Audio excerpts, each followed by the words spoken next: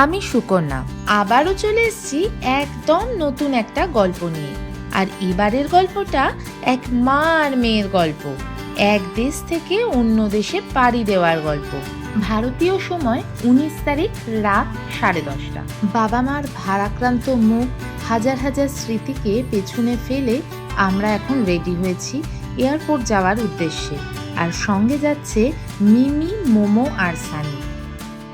রাত তখন 11:15। পৌঁছে গেলাম এয়ারপোর্টের একদম ইন্টারন্যাশনাল গেটের সামনে। আর সেখানেই সামনে চোখে পড়েছে একটা পোর্টার সার্ভিস, এলিট অ্যাসিস্ট। সার্ভিসটার কস্ট ছিল 700 টাকা। সমস্ত ব্যাগেজ নিয়ে ভেতরে ব্যাগেজের লাইনে ব্যাগ জমা দেওয়া থেকে শুরু করে ইমিগ্রেশন, সিকিউরিটি পেরিয়ে একদম গেটের সামনে অবধি ওরা ছেড়ে দিয়ে আসবে।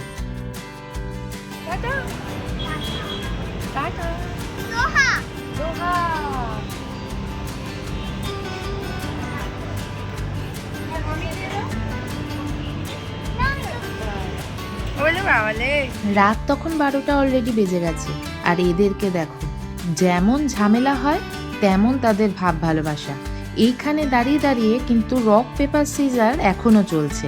আর মিমি ক্যাপচার করছে এই সুন্দর মুহূর্তগুলো। এক অদ্ভুত সময়, যখন এক মা তার মেয়েকে তার বাবার কাছে নিয়ে যাচ্ছে এক নতুন দেশে, অনেক স্বপ্ন নিয়ে। আর একই সঙ্গে ফেলে যাচ্ছে নিজের বাবা মা ভাই বোনের স্মৃতি, সঙ্গ আর সঙ্গে কাটানো মুহূর্তগুলো। পাগুলো সামনের দিকে এগিয়ে যাচ্ছে ঠিক কথা, কিন্তু ওদের মুখগুলো যতক্ষণ পারা যায় ততক্ষণ দেখবার চেষ্টা যেন করেই যাচ্ছিলাম। আর একদিকে নাতনির মন তখন খারাপ হচ্ছে তার দাদানের জন্য, তাকেও ভোলাতে হবে। দায়িত্ব নিয়ে যখন বেরিয়েই পড়েছি তখন তো আর থেমে থাকলে চলবে না। কাতার এয়ারওয়েজে বেশ একটা লাইন পড়ে গেছে। ব্যাগগুলো জমা দেওয়া অবধি বেশ একটা টেনশনে ছিলাম, কি জানি ওজন আবার বেশি করে ফেললাম কিনা। যাকে সেই সব কিছু ভালোভাবে পেরিয়ে, ইমিগ্রেশন পেরিয়ে, সিকিউরিটি পেরিয়ে আমরা চলে এসেছি একদম গেটের সামনে। আমাদের এই গেটের সামনেই পোর্টার ভদ্রলোক আমাদের ছেড়ে দিয়ে গেল।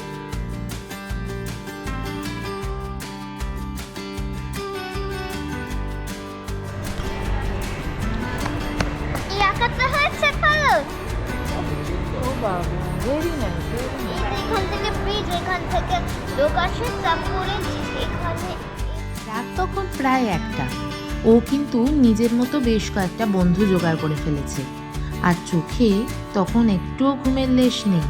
আশপাশে মানুষগুলোকেও দেখছিলাম, সবাই কেউ রোম, কেউ প্যারিস বেড়াতে যাচ্ছে বলে বেশ ঘিরে ধরে এক একজনে এক এক রকমের গল্প শোনাচ্ছে। আমি সবার দিকে তাকিয়ে তাকিয়ে সবার গল্পগুলো বোঝার চেষ্টা করছিলাম। 20 তারিখ ভোর 4টের সময় আমাদের ফ্লাইট, তাই হাতে এখন অঢেল সময়। আমাদের প্লেন এখানে চলে এসছে, ওয়েট করছে, সিকিউরিটি চেকিং সব কিছু হচ্ছে। প্লেনের সিকিউরিটি চেকিং হচ্ছে। এই 12 নম্বর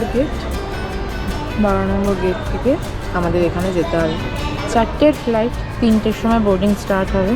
এখন বাজে রাত 2টো।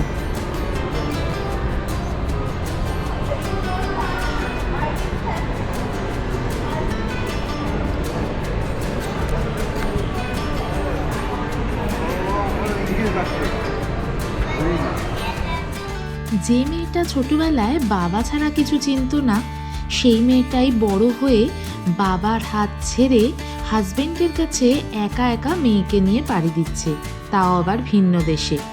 এ তো আমি নিজেই বিশ্বাস করতে পারছি না যে আমি যাচ্ছি। কিন্তু না, সেসব দিন নিজের কনফিডেন্স নিজের কাছেই বাড়ানোর জন্য অসম্ভব চেষ্টা করে যাচ্ছি। আমি তো পারবই।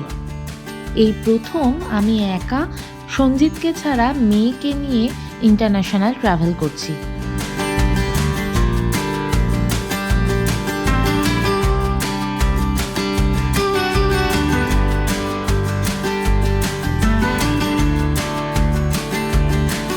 এখন 20 মে ভোর 4টে, বোর্ডিং কমপ্লিট।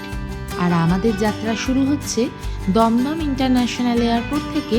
আর যাব কাতার হামাদ ইন্টারন্যাশনাল এয়ারপোর্টে। কাতার এয়ারওয়েজে করে দোহা হামাদ ইন্টারন্যাশনাল এয়ারপোর্টে পৌঁছতে সময় লাগবে ওই 5.5 ঘন্টার মতো। চলো এই যাত্রা তোমাদেরকে সঙ্গে নিয়ে শুরু করি।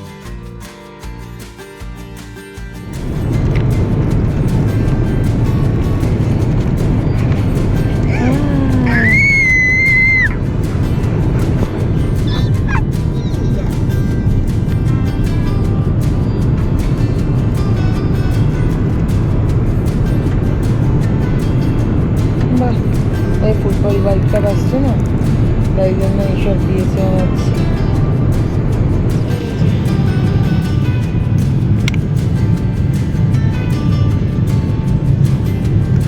ও কি আছে? Sausage! পিৎজা নাকি ডিমের অমলেট? ডিমের অমলেট বলে খাবার হলো এটা। এটা ক্রোশেন্ট। রোশনটা ফ্লাইট টেক অফ করবার সাথে সাথেই আমাদের চলে এসছে ব্রেকফাস্ট মিল। কাতার এয়ারওয়েজের খাবারের টেস্ট কিন্তু দারুণ লাগলো। দেখতে দেখতেই বেশ খানিকটা সময় কাটিয়ে প্রথম ফ্লাইট আমাদের শেষ হলো আর পৌঁছে গেলাম দোহাতে। তখন দোহার সকাল 7টা বাজে। আমার কেবিন লাগেজ, মেয়ের কেবিন লাগেজ, সঙ্গে ল্যাপটপ ব্যাগ, সাইড ব্যাগ, এই সব কিছু নিয়ে ওই সিঁড়িটা দিয়ে নেমে এসে ফাইনালি বাসটায় উঠলাম। আর এই বাসটা মোটামুটি 10 মিনিট নিয়ে পৌঁছতে সময় লাগলো এয়ারপোর্ট অব্দি। বাস ভর্তি, তখন প্রচুর লোকজন, এক ফোঁটা দাঁড়ানোর জায়গা নেই, বসার কথা তো ছেড়েই দিলাম। আর মেয়ের তখন আস্তে আস্তে ব্যাটারি ডাউন হচ্ছে। বেশ অনেকটা সময় লাগলো এয়ারপোর্ট অব্দি আসতে। গেট দিয়ে ভেতরে ঢুকে এবার যাচ্ছি সিকিউরিটির দিকে। ওই দেখ টরেন্টো মনে হচ্ছে। গেট শোন 769, 7:55,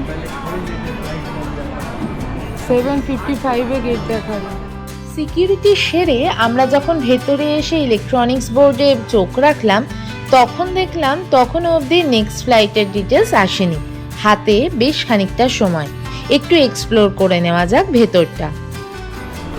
আমরা বোধহয় এ এর দিক থেকে এলাম, এইদিকে বি, এ অ্যান্ড বি, আর এই সেই বিখ্যাত টেডি বিয়ার। প্রচুর ব্লগ দেখেছি যে এই ইন্টারন্যাশনাল এয়ারপোর্টটা কেমন, এর ম্যাপ কেমন, কোথা থেকে কোথায় যেতে হবে। ফাইনালি উই রিচড সেই টেডি বিয়ারটা। মামা গার্ডেনে যেতে চাই। এখন তো গার্ডেনে যেতে পারবে না। তুমি কোথায় যাবে? এই তো না, আমাদের গেট অনুযায়ী যেতে হবে। ওইদিকে সি ডি ই, আর এইদিকে বি, আর এই দিকে হলো এ। সঞ্জিত আমার ফোনে এয়ারটেলের একটা ইন্টারন্যাশনাল রোমিং প্যাক ভরে দিয়েছিল, ওই 800 থেকে 900 টাকার মতো, যেটা 5 দিনের জন্য ভ্যালিড ছিল। আর ইন্টারন্যাশনাল কল করতেও আমার বেশ সুবিধা হয়েছে। যাই হোক, বেশ খানিকক্ষণ ফটো সেশন করে মেয়েকে একটু বিস্কুট, কেক এসব খাইয়ে তারপরে দেখলাম বোর্ডে আমাদের ফ্লাইটের ডিটেলস দিয়ে দিয়েছে।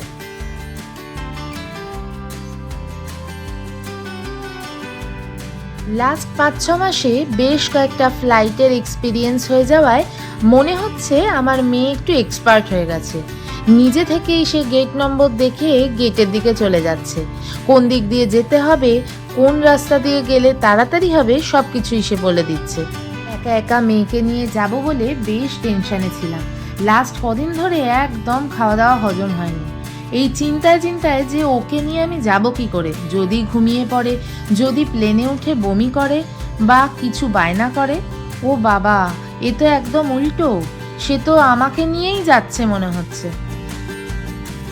আমাদের সি এর দিকে গেটটা পড়েছিল, তাই ওয়াকিং ডিস্টেন্সে 9 মিনিটস দেখাচ্ছিল বলে আমরা এমনি হেঁটে হেঁটেই চলে গেছি।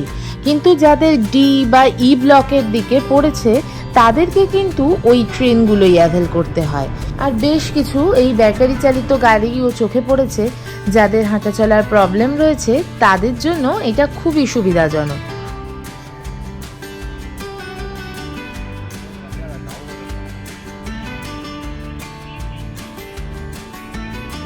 ফাইনালি আমাদের সেই গেটের কাছে পৌঁছলাম, কিন্তু এখানটা দেখলাম একটা কাঁচ দিয়ে ঘেরা বড় জায়গা। এখানে আবার সিকিউরিটি চেকিং হচ্ছে। ইভেন ছেলেদের তো জুতো খুলে খুলে চেক করা হচ্ছে। আমাকে কেন জানি না, হয়তো বাচ্চা আছে বলেই স্পেশালি তাড়াতাড়ি ভেতরে ঢুকিয়ে দেওয়া হলো। এখন দোহা স্থানীয় সময় সকাল 8:30। ফাইনালি সেই সময় এসে গেছে। আমরা এখন দোহা থেকে আমাদের ফাইনাল ফ্লাইট টরন্টোর উদ্দেশ্যে রওনা হব। Hello ladies and gentlemen, and welcome back to our Privilege Club and Podcast Frequent Club members. We'd also like to extend our welcome to customers of আমার Ocean থেকে Park, জাস্ট এতে কি কি দিয়েছে মামা? একটা Malaysia Airlines, toothbrush, Sri Lankan Airlines, and Rwandair. আয়না, মোজা, As you prepare to depart for Toronto, please ensure that your hand luggage has been placed in the overhead storage compartment. ওটা কি earbuds? Electronic devices and wires. Until advised by cabin crew, please remove all devices from charging ports for takeoff and landing. If you drop your electronic device inside your seat, please do not operate the seat controls. Instead, contact a member of the cabin crew for assistance. Please take Qatar এয়ারওয়েজের unique স্টাইলের এই safety সিকিউরিটির অ্যানাউন্সমেন্টটা দারুণ লাগলো। হাতে আর বেশি সময় নেই, তারই মধ্যে মেয়েকে দিয়ে গেল আর একটা ছোট্ট টাইপের ব্যাগ। এই ব্যাগ খুলতেই তার তো এক্সাইটমেন্ট তুঙ্গে। আর হ্যাঁ, অনলাইন চেকিং করবার সময় একটা উইন্ডো সিট সঞ্জিতকে বলেছিলাম যেন সিলেক্ট করে, আর দেখো কোথায় সিলেক্ট করেছে। এবার আমাদের ফ্লাইট দোহার মাটি ছাড়লো, হাতে 15টা ঘন্টা। চিকেন, রাইস, এটা বোধহয় ডাল, একটা পাউরুটি, ছোলা মানে ছোলে, আর এটা মনে হচ্ছে একটা কেক আছে। কাতার এয়ারওয়েজের এই হিন্দু মিল কিন্তু একদম 10-এ 10, কারণ আমার খাবারের সাথে সাথে মেয়েও কিন্তু খাবারগুলো খেতে পেরেছে। হ্যাঁ, একটুখানি ঝাল লেগেছে ঠিক কথা, কিন্তু এই যে ছোট্ট কোকের বোতলটা, ওটা ছিল ওর মোস্ট ফেভারিট। খাওয়া দাওয়া শেষ করে আবার এই স্ক্রিনের দিকে চোখ রাখলাম, দেখলাম ইন্ডিয়ায় কিন্তু ততক্ষণে রাত হয়ে গেছে। খাবার দাবার খেয়ে মেয়ে বেশ একটা ভাত ঘুম দিয়ে নিয়েছে। তারপরেই আবার চলে এলো একটা ছোট্ট স্ন্যাক্স। সেই কবে থেকে মধ্যপ্রাচ্যের এই যুদ্ধের কারণে আমাদের আশাটা পিছিয়ে যাচ্ছিল, আর ফাইনালি যখন কাতার থেকে ফ্লাইটটা ছাড়লো তখন মনে এক অদ্ভুত শান্তি পেলাম। যাক, এবারের মতো এই অঞ্চলটা পেরিয়ে গেছি। দেখো, বলতে বলতে আবার খাবার চলে এসছে। মেয়ে স্ক্রিনে তখন চলছে আলাদিনের গল্প, সঙ্গে পরোটা আর চিকেন, আর আমি পেয়েছি free wifi service. Wifi connect করে বাড়ির সাথে কথা, সঞ্জিতের সাথে কথা বলা হয়ে যাবার পর অনেকক্ষণ গোপার সাথেও আড্ডা দিলাম। জানো তো, আমরা 20 তারিখেই এখনো রয়েছি, মানে ইন্ডিয়া থেকে 20 তারিখে যাত্রা শুরু করেছি ঠিকই, যখন কাতার গেলাম তখনও কাতারের 20 তারিখ, আবার যখন কানাডা পৌঁছাবো তখন কানাডার 20 তারিখ।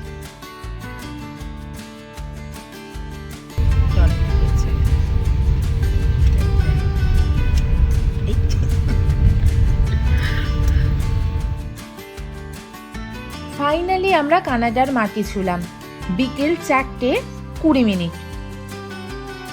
এই প্লেনটা করেই আমরা এসছি। এখান দিয়ে এসে এই সামনের লিফটটা ধরে চলে যাব ওপরে। ওপরের ফ্লোরে গিয়ে দেখি পরপর বেশ কয়েকটা মেশিন বসানো আছে, যেখানে নিজের পাসপোর্টটা স্ক্যান করিয়ে বেশ কিছু প্রশ্নের উত্তর দিয়ে পাওয়া যাবে একটা করে রিসিপ্ট। তো আমার জন্য আমার আর মেয়ের একটা রিসিপ্ট বেরিয়েছে, আর সেই রিসিপ্ট দিয়েই পরবর্তীতে ইমিগ্রেশন, সিকিউরিটি যা যা প্রসেস আছে সমস্ত কিছু করিয়ে ফাইনালি সেই রিসিপ্টটা জমা দিয়ে এয়ারপোর্ট থেকে বেরোতে পেরেছি। ইমিগ্রেশনে খুব বেশি সময় লাগেনি, সময় লাগলো তারপরে ওই পারমিট নিতে। পারমিট নেওয়ার জন্য প্রায় 1.5-2 ঘন্টা দাঁড়িয়ে থাকতে হয়েছে। তারপরে ফাইনালি যখন আমরা লাগেজ কালেক্ট করতে গেলাম, সেখানে দেখি কাতার এয়ারওয়েজের বেল্টে আমাদের মতো 2-1টা ফ্যামিলিরই লাগেজগুলো পড়ে আছে। এত ভারী লাগেজ ছিল, এখানেও একজনের হেল্প নিলাম, $23 মতো পড়লো। ওই ভদ্রলোকই সঞ্জিতের সাথে কথা বলে গেট নাম্বার দিয়ে সমস্ত ব্যবস্থা করে দিল। সঞ্জিত ওখানেই চলে এসেছিল, আর এর অবস্থা দেখো, পাপাকে পেয়ে এত খুশি। এই যে আমাদের দেখা হয়ে গেছে, আমরা এক জায়গায় হয়ে গেছি। এ যেন এক অদ্ভুত শান্তি। এই শান্তির খোঁজেই এতগুলো মাস অপেক্ষা করে শেষমেশ অনেকটা সাহসকে সম্বল করেই মেয়েকে নিয়ে চলে এলাম অন্য এক দেশে। মাস ধরে যে জায়গাটার কথা ভেবেছিলাম সেখানেই এখন আমি দাঁড়িয়ে আছি, কানাডা। টরন্টো পৌঁছেই প্রথমেই যেটা পেলাম তা হলো টিম হর্টনের এই চিকেন স্যান্ডউইচ আর একটা কোল্ড কফি। সঞ্জিত সঙ্গে সঙ্গেই ক্যাব বুক করে দিয়েছিল। এয়ারপোর্ট থেকে এই সার্ভিসগুলো খুব ইজিলি অ্যাভেলেবেল। গাড়ি করে বাড়ি যেতে যেতে এটাই মনে হলো লাস্ট বেশ কয়েকটা মাস মেয়েটা এত ভুগেছিল। প্রত্যেক সপ্তাহে একবার করে ডাক্তার দেখিয়ে ওকে সুস্থ করা, বাড়ির সমস্ত কাজ করা বা অনেক দায়িত্ব কমপ্লিট করে আমি ফাইনালি এদেশে এসে পৌঁছলাম। আমি পেরেছি, যেটা আমার বিশ্বাস ছিল না সেটাই এখন করতে পেরেছি। আমার মতন একজন সাধারণ মেয়ের একটা গল্পকে আজ তোমাদের সামনে তুলে ধরলাম। তোমাদের এই জার্নিটা কেমন লাগলো অবশ্যই জানিও। লাইক, শেয়ার, সাবস্ক্রাইব আর কমেন্ট করতে কিন্তু ভুলো না। সঙ্গে থেকো আর খুব ভালো থেকো।